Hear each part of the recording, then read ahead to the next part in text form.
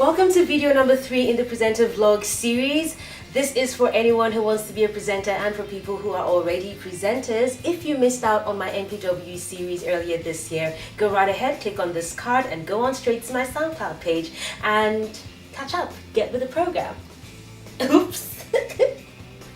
On this third video in the presenter vlog series, well, this is something really for radio presenters, and it is the relationship between you and your microphone. I will be demonstrating this part of the video with my blue Yeti tabletop microphone. It is right now powered on, and as a matter of fact, I am using the blue Yeti to record in this video right now. It is being powered by my laptop. The next part of the video will be recorded on my laptop so that you can see exactly what I mean when I say rule of thumb in the relationship between you and your microphone.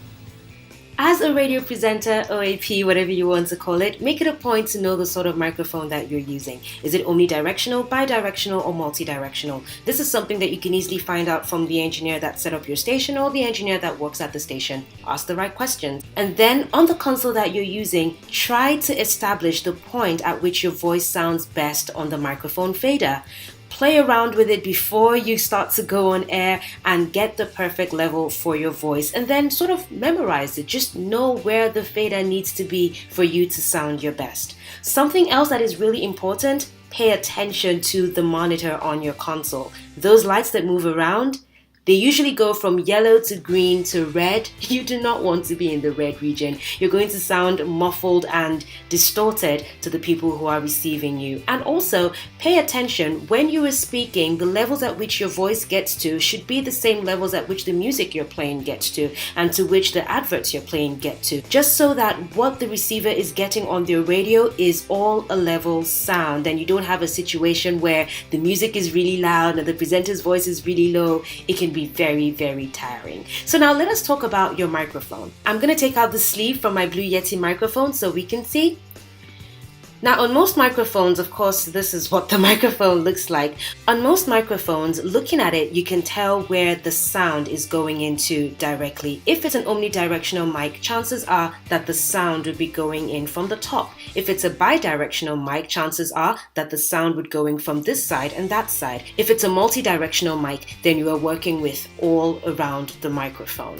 This microphone right here is pretty versatile, so I am going to put it on the bidirectional setting over here. Can you see? Yes, bidirectional setting. I can make it bidirectional, I can make it cardioid, I can make it omnidirectional, I can make it multidirectional. So I'm going to put it on the bidirectional setting, and that way this and this area are my receiving ends, and so I'm going to focus on those ends. Now I always say to people, speak into the microphone, and so I like to have the microphone slightly lower than the level of my mouth. Unfortunately, I can't get much higher than this, so I'm just going to wedge myself up here. And then the rule of thumb is to have your microphone this distance from your mouth. The distance between your thumb and your middle finger is the perfect distance between your microphone and your mouth. The reason for this is so that you don't pop in the microphone. Imagine if you were listening to radio and you could hear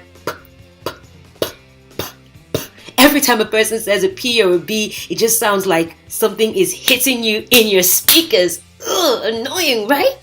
So this is a perfect distance. Eventually, when you practice doing this and it just becomes a part of you, you just naturally find that you assume this position when you get on the microphone. So yes, stick to the rule of thumb. Keep the microphone a good, nice distance from your mouth where it is still clear enough to hear you and it does not allow you pop.